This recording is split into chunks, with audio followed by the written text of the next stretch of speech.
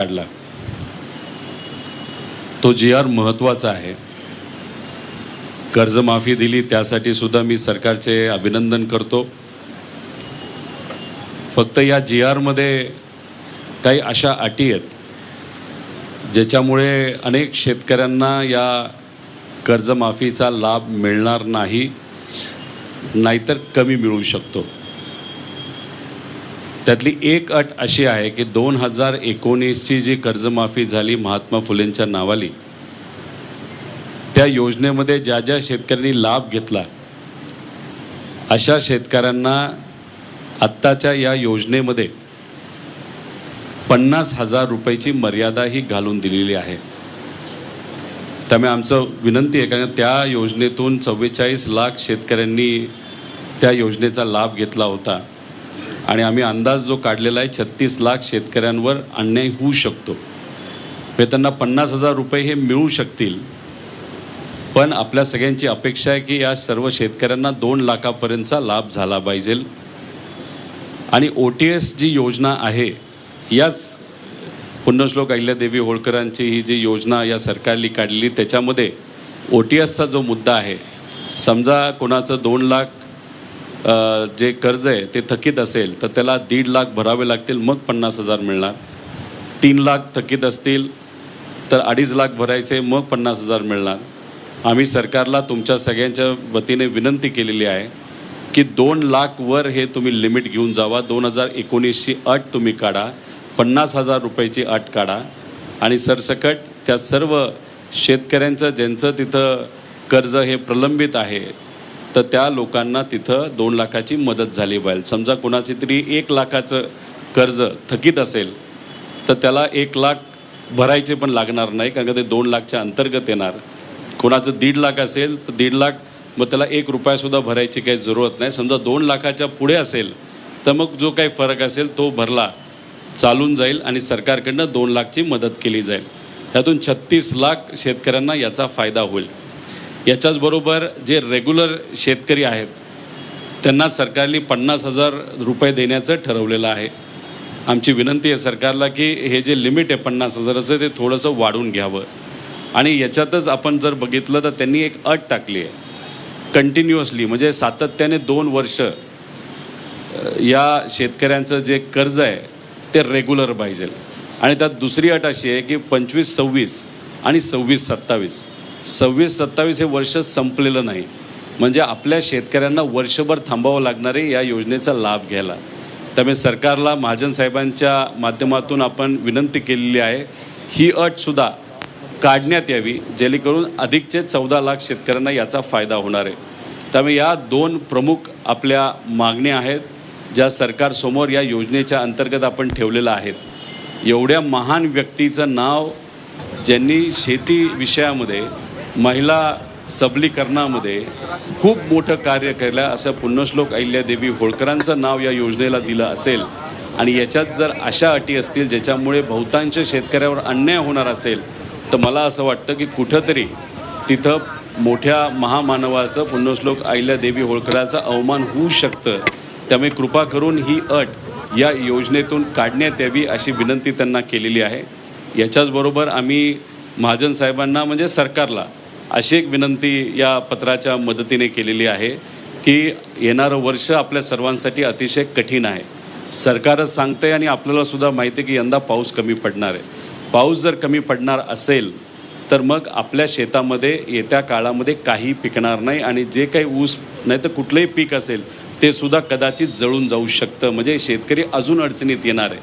त्यामुळे ही योजना लागू करणं आपल्या सर्वांसाठी आणि ते सुद्धा हे अटी काढून हे महत्त्वाचं आहेच. पण त्याच्याचबरोबर मधल्या काळात आणि यांच्याच सरकारने 2024च्या इलेक्शनच्या आधी आपण बघितलं असेल तर 1 रुपयाला विमा काढला होता, त्याच्यात 4 ट्रिगर होते, पण नंतर हा विमा कॅन्सल झाला, ते 4 ट्रिगर काढण्यात आले, त्याच्यामुळे शेतकऱ्यावर अन्याय झाला. त्यामुळे सरकारला विनंती करतो की जी योजना तुम्हीच आणली होती जी बंद झालेली, परत एकदा या काळामध्ये ती आणावी, म्हणजे या दुष्काळी काळामध्ये आमच्या शेतकऱ्याला तिथं फायदा होऊ शकतो अशी एक मागणी इथं करतो. आणि लवकरात लवकर ही जी काही अटी काढून जी योजना तुम्ही आणलेली त्यातून जे काही कर्ज माफ होईल ते पुनर्गठन तुम्ही करा आणि आमच्या शेतकऱ्याला लगेच नवीन कर्ज तिथं कसं मिळेल यासाठी आपण प्रयत्न करावे अशी विनंती मी सरकारला इथं केलेली आहे. आणि त्याच्याचबरोबर या पवित्र भूमीमध्ये इथं करोडो वारकरी इथं येत असतात आणि वारकरी म्हणजे खऱ्या अर्थाने शेतकरी असतो आणि शेतकरी इथं मोठ्या संख्येने येत असेल आणि याच पवित्र भूमीमध्ये विठोबरायांचे चरणी हे आंदोलन आपण केलं आणि कुठल्याही परिस्थितीमध्ये याच्यात राजकारण नव्हतं. कुठेही आपण आपल्या पक्षाचे चिन्ह वापरले नाही.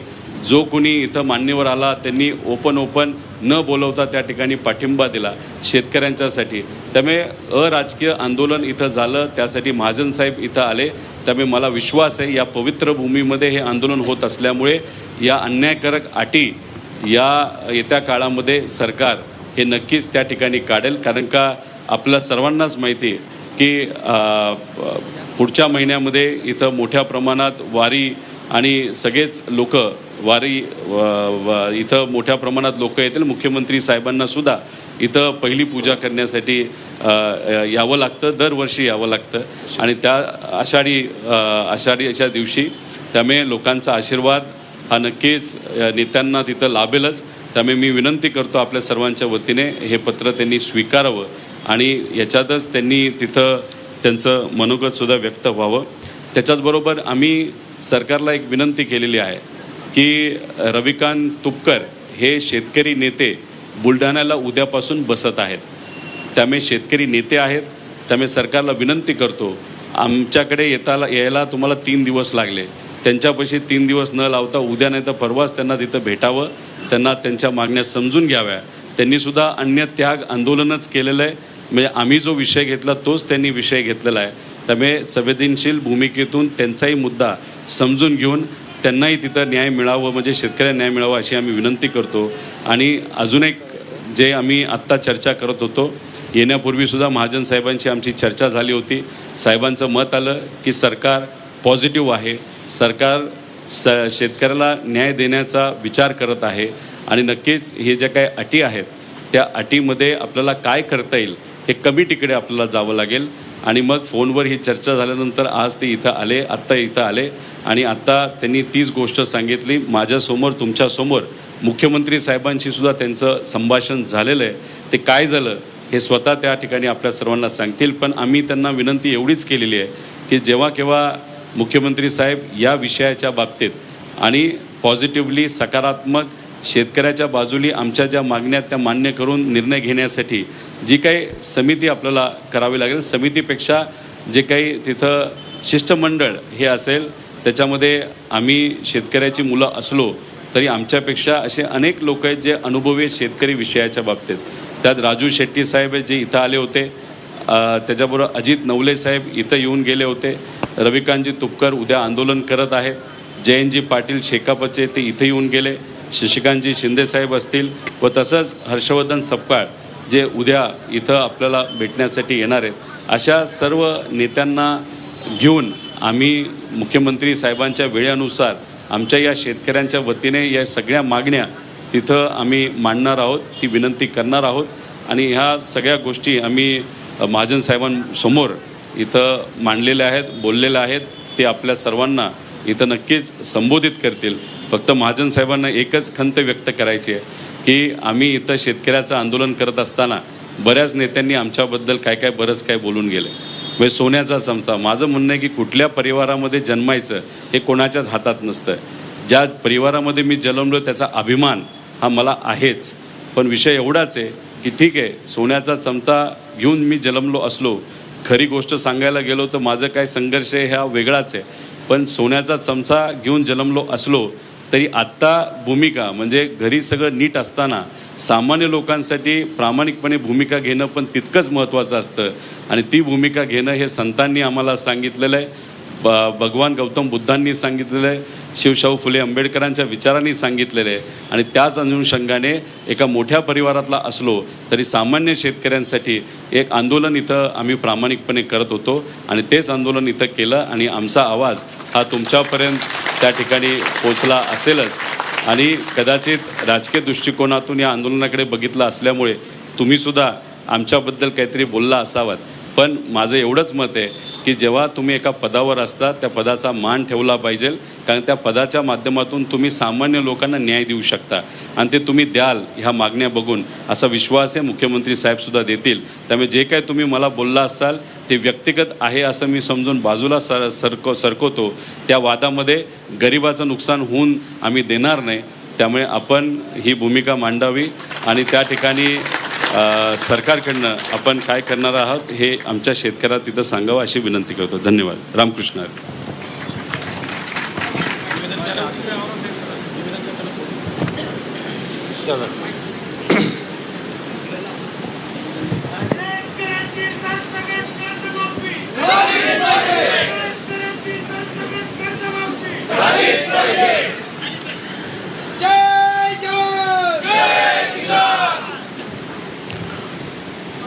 उपस्थित आमदार, माजी आमदार, सर्व पदाधिकारी, बंधू आणि भगिनींनो, माननीय आमदार रोहित पवार हे गेल्या 3 दिवसापासून या ठिकाणी अन्नत्याग करून उपोषणाला बसलेले आहेत. खरं म्हणजे मी दादांचं माझं सकाळी बोलणं झालं, मला फोन आला आणि त्यानंतर मी दादांना विचारलं की दादा तुम्हाला हा सल्ला कोणी दिला, कारण मी कापसासाठी 11 दिवस उपोषणाला बसलेलो होतो जळगावला. आपल्याला कल्पना असेल ते 10,000 हजार लोक सकाळ संध्याकाळ रात्र झोपायला सुद्धा तिथे झोपायचे लोक. त्यावेळेला तो इतका गहन प्रश्न होता की कापसाला 6,000 रुपये भाव द्या म्हणून मी उपोषण केलं. खूप गर्दी असायची. देवकरप्पा आपल्या मंत्रिमंडळामध्ये होते, जळगावचेच होते. त्यांचं घर 500 फुटावरच होतं जिथे मी उपोषणाला बसलो. ते रोज ये जा करायचे पण माझ्याकडे बघतही नव्हते. मला असं वाटलं एखाद्या दिवशी तरी येतील, माझं उपोषण सोडवतील, काहीतरी आश्वासन देतील, पण एकही दिवस ते आले नाही. 5व्या-7व्या दिवशी मी त्यांना निरोप पाठवला, कार्यकर्त्यांना पाठवलं आणि म्हटलं बाबा त्यांना विचारा पण की आपले चांगले संबंध आहेत, मला एकदा विचारा तर माझं उपोषण तर सोडा, काही आश्वासन तर द्या, वरती बोला. पण त्यांनी सांगितलं, मला वरतून सांगितलं आहे की अजिबात तिकडे बघायचं सुद्धा नाही, त्याला जितक्या दिवस बसायचं असेल तितके दिवस बसू द्या. आता सांगायला मला हरकत नाही, अजितदारांचा कडक निरोप त्यांना होता की तिकडे बघायचंच नाही त्याच्याकडे, गिरीशकडे, त्याला बसू द्या तिथे काय उपोषणाला बसायचं असेल तर. आणि असं माझं 11 दिवस उपोषण चाललं. शेवटी मुंडेसाहेब आलेत, देवेंद्रजी आले, मुनगंटीवारचे मित्र त्यावेळेला होते, सगळे आम्ही, आमची टीम होती, सगळे त्या ठिकाणी आलेत आणि मग त्यावेळेला ते उपोषण त्या ठिकाणी माझं सुटलं. आणि म्हणून मी म्हटलं की उपोषणाच्या भानगडीत पडायचंच नाही. आपलं काय मार्ग असेल, सनदशीर आपण आमदार आहोत, आपण विधिमंडळात मांडू शकतो. कर्जमाफी झाल्यानंतर खरं म्हणजे मी दादांना म्हटलं की तुम्ही एक पत्र द्यायचं मुख्यमंत्री महोदयांना लगेच 2-4 दिवसामध्ये की साहेब मला वेळ द्या, हे जरा थोडंसं मला चुकीचं वाटतं आहे, माझ्या याच्यामध्ये सूचना आहे. आपण सांगितलं तर साहेबांनी वेळ दिला असता, म्हणजे उपोषणाची वेळ आपल्यावर आली नसती आणि यातून मार्ग लवकर निघाला असता. पण आपण तसं न करता इतर उपोषणाचा मार्ग स्वीकारला. ठीक आहे, तर आपल्याला वाटलं आपण त्या ठिकाणी बसलेला आहात, पण आता या संदर्भामध्ये काहीतरी मार्ग निघाला पाहिजे. आपल्याला माहीत आहे 17मध्ये देवेंद्रजी मुख्यमंत्री असताना आम्ही त्यावेळेला कर्जमाफी केली होती. नंतर यावेळेला तर मागणी नसताना खरं म्हणजे निवडणूकही नव्हती. आता 4-6 झाल्या निवडणुका, महापालिकेच्या झाल्या, नगरपालिकेच्या झाल्या, विधानसभेच्या आता 1.5 वर्ष झालेले आहेत, लोकसभेच्या झाल्या. मागणी नसताना अचानक मुख्यमंत्री महोदयांनी निर्णय जाहीर केला, समिती नेमली, निर्णय केला आणि जवळपास 37,000 कोटी रुपये आपण शेतकऱ्यांची कर्जमाफी यातून केलेली आहे. मोठी रक्कम आहे. ठीक आहे, आपलं काही त्या बाबतीत वेगळं म्हणणं असेल आम्ही समजू शकतो, पण याच्यामध्ये मित्राचे CEO प्रवीण परदेशी यांच्या अध्यक्षतेखाली 5-6 सगळे सेक्रेटरी आहेत प्रमुख खात्यांचे, त्या समितीत होते. त्या समितीने 2 महिने अभ्यास केला आणि त्यातून सगळे हे निकष लावून ही सगळी कर्जमाफी या ठिकाणी केलेली आहे. आणि हा आकडा जवळपास 37,000 कोटी रुपयापर्यंत येतो आहे, 37,000 रुपयापर्यंत, 37,000 कोटीपर्यंत. आणि मग हा निर्णय या ठिकाणी झालेला आहे. पण दादांना असं वाटतं की यात सुधारणा झाली पाहिजे. मुख्यमंत्री महोदयांनाही सकाळी कानावर टाकला. आपण म्हटलं आपल्या मागण्या काय, मग मला ते नेमके त्या सांगा. त्या आल्यावर मी मुख्यमंत्री महोदयांशी त्या ठिकाणी बोललो. म्हणजे ठीक आहे, या बाबतीमध्ये समिती आहे, त्यांच्यापुढे त्यांनी लेखी स्वरूपात जर दिलं तर चर्चा होऊ शकते, सकारात्मक निर्णय होऊ शकतो. पण त्या ठिकाणी आपल्याला चर्चा करावी लागेल, आपल्याला बसावं लागेल. इथे बसून असा तडकाफडकी निर्णय होणार नाही की झालं दिलं. असं होणार नाही.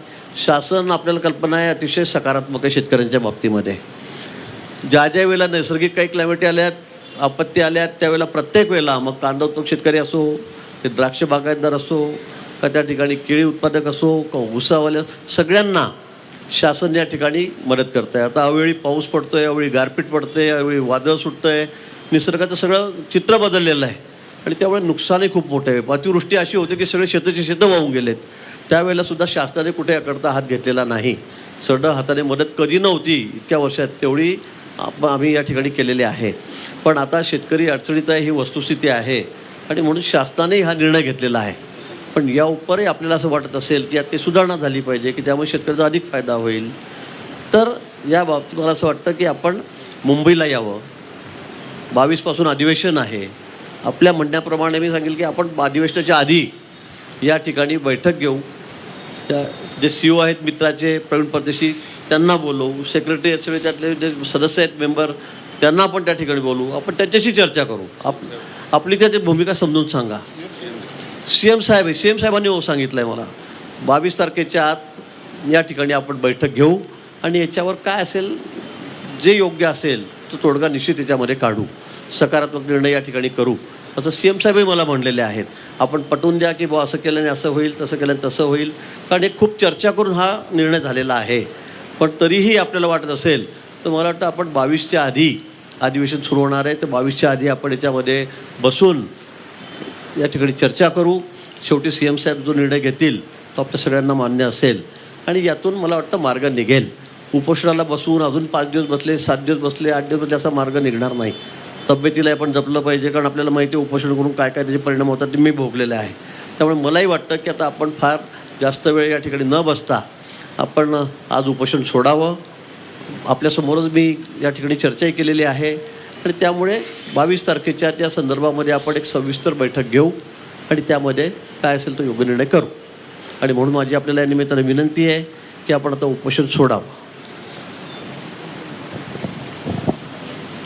आता मी जसं सुरुवातच केली होती, कर्जमाफी जाहीर झाली, त्या सरकारचं आम्ही अभिनंदनच करतो. आकडा 36-37 हजार जो आहे कोटी, तोही योग्यच आहे. फक्त या 2 अटी असल्यामुळे खरी कर्जमाफी ही कुठेतरी 13,000 कोटीपर्यंत जाऊ शकते. त्यामुळे या 2 अटी काढल्या तर 37 हजार कोटी रुपये जे सरकारने मान्य केलेलं आहे की द्यायचं आहे, त्याच्यामध्ये आपल्या सर्व शेतकऱ्यांना न्याय मिळू शकतो, अशी आमची भूमिका आहे. मला फक्त सगळ्या शेतकरी बांधवांना एवढंच विचारायचं आहे खरं, कारण का तुम्ही आणि माझे सगळे माझ्याबरोबर बसलेले जे सर्व इथे असणारे आंदोलन करणारे 26-27 जण आहेत, की बघा, हे आंदोलन कुठे राजकीय नव्हतं. इथं आपण शेतकऱ्यासाठी बसलो होतो आणि शेवटी निर्णय हा सरकारकडे असतो. मुख्यमंत्री साहेबांशी आत्ता पण बोलणं झालं, काल कृषी मंत्री साहेब 2दा बोलले, महाजन साहेब सकाळी बोलले, आत्ता आपल्यासमोर तुमच्या माझ्यासमोर मुख्यमंत्री साहेबांचं बोलणं झालं आहे. राजकीय दृष्टिकोनातून याला अजून ओढायचं असेल तर कदाचित काही राजकीय विश्लेषक आम्हाला सांगतील की चला अजून ओढा, पण मला असं वाटतं की याच्यात जर फाटलं तर शेतकऱ्याचं नुकसान होईल. त्यामुळे आत्ता जर सरकारकडनं अशी भूमिका असेल म्हणजे अधिवेशनच्या आधी, कारण तुम्हालाही माहिती आहे अधिवेशनमध्ये आम्ही काय गप्प बसत नसतो आणि अधिवेशन झालं तरी गप्प बसणार नाही. शेवटी आषाढीला इथं सर्व मोठ्या नेत्यांना या पवित्र भूमीमध्ये यावंच लागते, हे त्यांनाही आणि आपल्या सगळ्यांना माहिती आहे. त्यामुळे शेतकऱ्यावर अन्याय करून तसं कुणीच सेफ राहू शकत नाही, सुखरूप राहू शकत नाही राजकीय दृष्टिकोनातून, हे सगळ्यांनाच माहिती आहे. त्यामुळे मी आपल्या सर्वांना विचारतो की जर मुख्यमंत्री साहेब म्हणत असतील अधिवेशनाच्या आधी आपण बसूया, चर्चा करूया, जे कोणी आपल्या कमिटीमध्ये नाहीतर आपल्या बरोबर चर्चेसाठी येणार आहेत त्यांच्याबरोबर आम्ही चर्चा करू. परदेशी साहेब जे त्या कमिटीचे प्रमुख आहे, ज्यांनी हा निर्णय घेतला GRचा, ते तिथं असतील, सेक्रेटरी तिथं असतील आणि हे अधिवेशनच्या आधी होतं आहे. मग मला असं वाटतं की नक्कीच याच्यातून काहीतरी नाही, म्हणजे आम्ही तिथं भांडणारच आहे की हे दोन्ही अटी तिथं काढल्याच गेल्या पाहिजे. आणि तुम्हाला माहिती आहे आम्ही भांडायला लागलो तर रस्त्यावर सुद्धा भांडतो आणि अधिवेशनामध्ये सुद्धा भांडतो. मग सरकारने हे जे प्रपोजल दिलेलं आहे आता 30 तारखेपर्यंत ते कर्जमाफी इम्प्लिमेंट करणार आहे, म्हणजे ते लागू करणार आहेत, कारवाई होणार आहे. त्यामुळे 30 जूनपर्यंत ते लागूच करणार असतील, त्याच्या आधी ही बैठक होईल. त्यामुळे हे जे काही बदल आहेत आपलं 30 जूनच्या आधी तिथं आपल्याला बदल करता येतील आणि 22च्या आधीच आपली बैठक होणार आहे. त्यामुळे सरकारला आग्रह करतो की काही झालं तरी तुम्ही आमच्या मागण्या मान्य करा. शेतकऱ्याच्या वतीने आम्ही विनंती करतो आहे.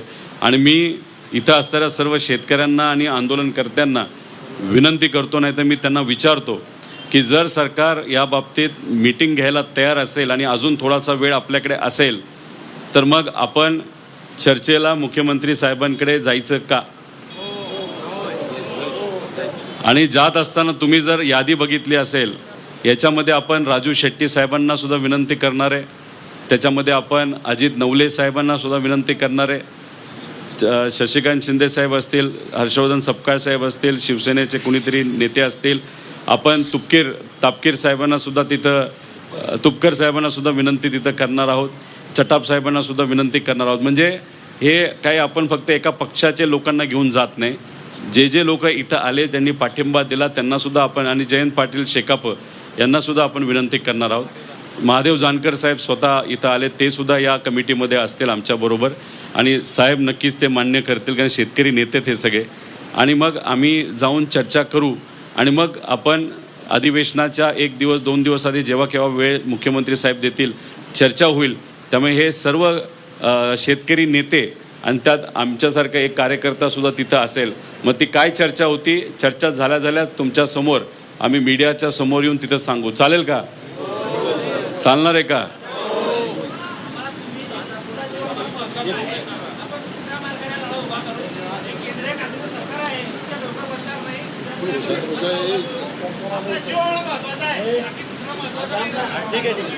हा बघा, 30 तारखेची तारीख ही आपल्याला सरकारली तशी दिलेली आहे.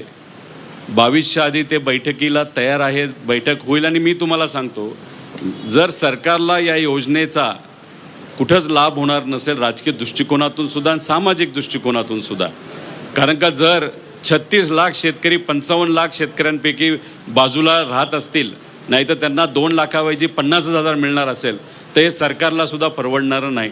सरकार नक्कीच मान्य करतील. आणि पुण्यश्लोक अहिल्यादेवी होळकरांचं नाव या योजनेला दिलेलं आहे. त्यामुळे एवढं मोठं नाव असेल तर या 2 छोट्या अटी हे ठेवणार नाही असा मला विश्वास आहे. आणि विठोबारायाच्या या पवित्र भूमीमध्ये साहेब येऊन इथं आपल्याला विनंती करतायत, तर ती तिथं मान्य करावी असं मला वाटतं. आणि जर ह्याच्यामध्ये गडबड झाली तर मग 4 जुलैला 4 नाही, ते आषाढी तर आहेच पण ते वेगळा विषय, पण 4 जुलैला मग एक आपण मराठवाड्यामध्ये एक आंदोलन शेतकऱ्याच्या वतीने नक्कीच तिथं घेऊ, एवढं मात्र या ठिकाणी आपल्या सर्वांना मी सांगतो. आणि इथं साहेब आले त्यांचे मी आभार व्यक्त करतो. माझ्याबरोबर विकासभाऊ लवांडेसुद्धा आणि इतरही सर्व मान्यवर हे उपोषणाला होते. त्यामुळे मला असं वाटतं की महाजन साहेबांनी त्यांचं मत व्यक्त केलेलं आहे, मुख्यमंत्री साहेबांनी मत व्यक्त केलेलं आहे, आपली बैठक ठरलेली आहे, मागण्या तुमच्या सर्वांच्या समोर आहेत.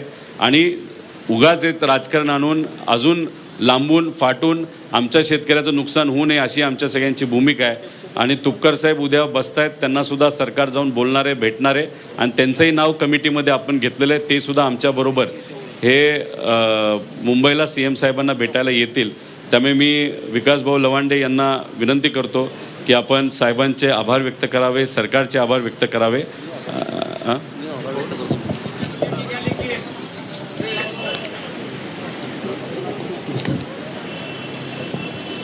दादांनी सुद्धा सकारात्मकता दाखवली या ठिकाणी आणि मी त्यांचे आभार मानेल. पण याबरोबर मी हेही सांगेल की सरकार आपल्याला खरंच सांगतो की शेतकऱ्यांच्या प्रश्नाच्या बाबतीमध्ये अतिशय सकारात्मक आहे. राज्य सरकार असेल, मुख्यमंत्री उपमुख्यमंत्री असेल, आमचे केंद्रामध्ये पंतप्रधान मोदीजी आहेत, अतिशय सकारात्मक आहे. आणि शेतकऱ्यांना वारंवार कर्जमाफी का द्यावी लागते? कारण शेतकरी या अडचणीतून बाहेरच येत नाही आहे. आणि म्हणून एक शाश्वत त्याला शेती करता आली पाहिजे. आणि त्यासाठी पाणी देण्याचं काम हे आमचं सरकार प्राधान्याने करतं आहे. कारण आता आपण विदर्भामध्ये जवळपास 96,000 कोटी रुपयाची रिव्हर लिंकिंग योजना करतो आहे. 8 जिल्ह्यात दुष्काळी भागामध्ये आपण त्या ठिकाणी त्यांना पाणी देऊन जवळपास 10 लाख हेक्टर जमीन ही ओलिताखाली आणतोय. समुद्रात जाणारं पाणी आता आपण वळवून मराठवाड्यामध्ये त्या ठिकाणी आणतोय.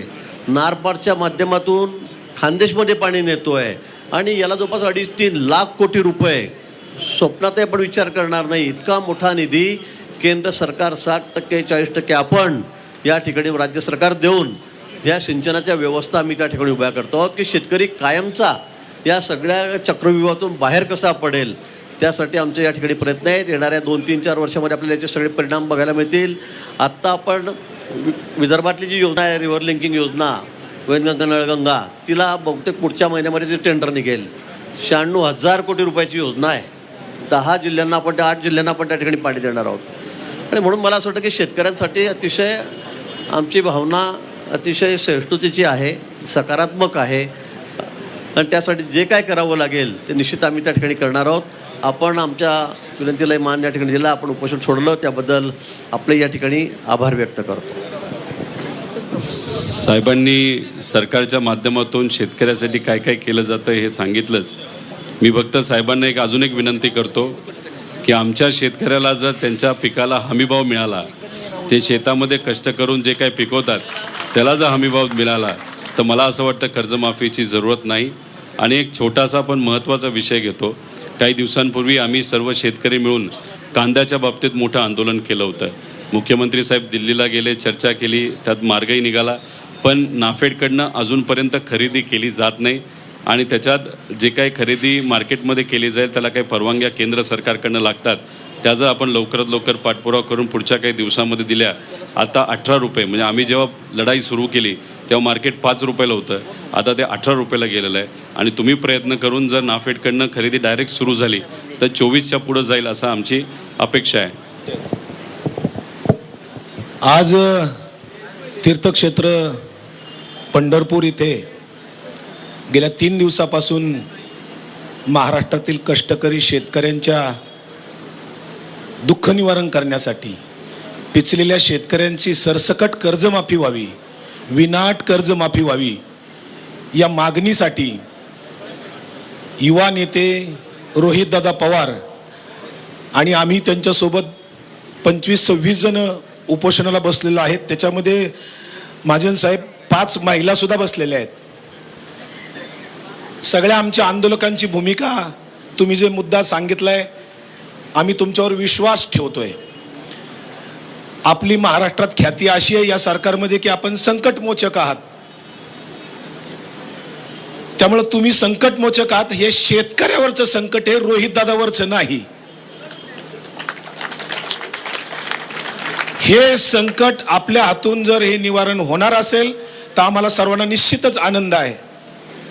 आणि म्हणून मी आपल्याला आंदोलक या नात्याने, उपोषणकर्ता या नात्याने आणि या टीमचा या सगळ्याचा भाग म्हणून, सगळ्यांचा प्रतिनिधी म्हणून एक विनंती करतो साहेब, हे आंदोलन आम्ही संपवणार नाही, फक्त स्वल्पविराम देणार आहोत. तात्पुरतं स्थगित करतोय. तुम्ही जी मुदत दिली आम्हाला की अधिवेशनाच्या आधी त्याची मीटिंग होईल, माननीय मुख्यमंत्री साहेबांशी आपण फोनवर बोलला आमच्या समक्ष, त्याचाही आम्हाला आनंद झाला. मुख्यमंत्री साहेबांशी बोलून आपण जे आम्हाला शब्द दिलाय की अधिवेशनाच्या आधी त्याची मीटिंग होईल, त्या मीटिंगमध्ये सकारात्मक निर्णय होईल, आमच्या मागण्यांची दखल घेतली जाईल, हे तुम्ही शब्द दिलेत. आम्ही तोपर्यंत म्हणजे ती मीटिंग होईपर्यंत हे आंदोलन आमचं स्थगित करत आहोत, बंद करत नाही. बरोबर आहे का? त्यामुळं त्याच्या पुढचं जर आंदोलन करायची आम्हाला वेळ आली तर त्याच्यासारखं दुर्दैव नसेल. हा पंढरपूरच्या पांडुरंगाच्या साक्षीनं आपण शब्द दिलेला आहे. या तीर्थक्षेत्राच्या ठिकाणी आपल्याला कुणालाही लबाडी करता येणार नाही, शासन सुद्धा लबाडी करणार नाही असा आम्ही विश्वास ठेवतो. आणि म्हणून जे 3 दिवस इथं उपोषण चाललंय, अन्नत्याग चाललाय अन्नदात्यासाठी. रोहितदादांचं कुटुंब कालपासून इथं बसून आहेत. कृषी तज्ज्ञ म्हणून ज्यांची ख्याती आहे राजेंद्रदादा पवार, त्यांचं काम बघण्यासारखं आहे. शेतकऱ्यांसाठी पूर्ण वेळ काम करतात ते इथं बसून आहेत. रोहितदादांच्या आई साहेब सुनंदा वहिनी ह्या सुद्धा पूर्ण वेळ कार्यकर्ते आहेत. बचत गट असतील, महिलांचं सक्षमीकरण असेल, शेतकऱ्यांच्या संदर्भात असेल, खूप काम आहे. केव्हिकाच्या माध्यमातून शेतकऱ्यांसाठी प्रदर्शन भरवतात. म्हणजे शेतकऱ्यांच्या उन्नतीसाठी, शेतकऱ्यांच्या जीवनामध्ये काही ना काही बदल व्हावा म्हणून आदरणीय शरद पवार साहेबांच्या मार्गदर्शनाखाली हे कुटुंब कायम काम करते. त्याला 50-55 वर्ष झाली. काही जण लोक म्हणले, मी 2 मिनिटं वेळ घेतो साहेब, नाईलाज आहे, राहत नाही मनातल्या भावना बोलल्या पाहिजे तुमच्या साक्षीनं. फार वेदना झाल्या हो साहेब. काही लोक आपल्या जवळचे आम्हाला जेव्हा म्हणतात की काहीतरी टीकात्मक बोलतात तेव्हा वाईट वाटलं. या कुटुंबाने रोहितदादांचे 3 आजोबा पद्मविभूषण ठरलेले आहेत. आप्पासाहेब पवार रोहितदादांचे आजोबा हे कृषीतज्ञ होते. फार मोठं व्यक्तिमत्व, त्यांचा वारसा लाभलेला आहे. त्यामुळे रोहितदादांना शेतकऱ्यांचे प्रश्न समजतात, हे प्रश्न समजतात, संवेदना आहेत म्हणून त्यांनी हा निर्णय घेतला होता. आम्ही सगळे त्यांच्या सोबत आहोत. महाराष्ट्रातले आज पाठिंबा दिलेले सगळे लोकांचे आम्ही आभार मानतो. आणि मी सुनंदा वहिनी आणि राजूदादांना विनंती करतो, रोहितदादांचे वडील आणि महाजन साहेब आपण आणि एक ज्येष्ठ माता या ठिकाणी आहेत, पंढरपूरचे एक वारकरी माता आहेत इथल्या, त्या आणि राजूदादा आणि सुनंदा वहिनींना विनंती करतो की आपण रोहितदादांना इथे उपोषण त्यांचा अन्नत्याग सोडवण्यासाठी यावं. आणि रोहितदादा, आम्ही तुम्हाला सगळ्यांनाच मिळून विनंती करतो, आपण हे अन्नत्याग थांबवावं.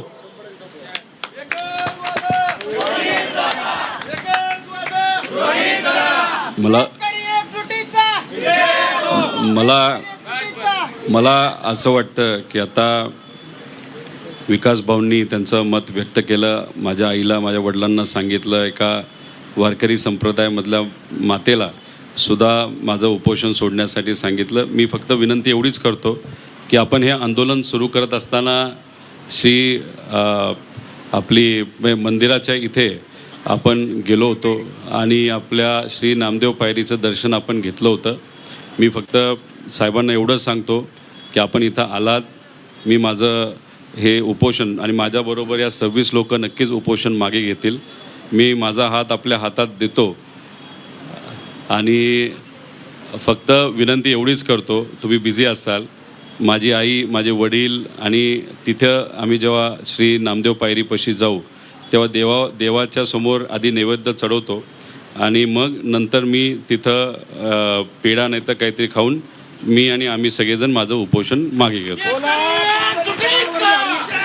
बोला पुंडलिका वरदे हरी विठ्ठल, श्री ज्ञानदेव तुकाराम, पंढरीनाथ भगवान की जय, माऊली ज्ञानेश्वर महाराज की जय, जगद्गुरु तुकाराम महाराज की जय, रामकृष्ण हरी. शेतकरी एकजुटीचा जय जवान.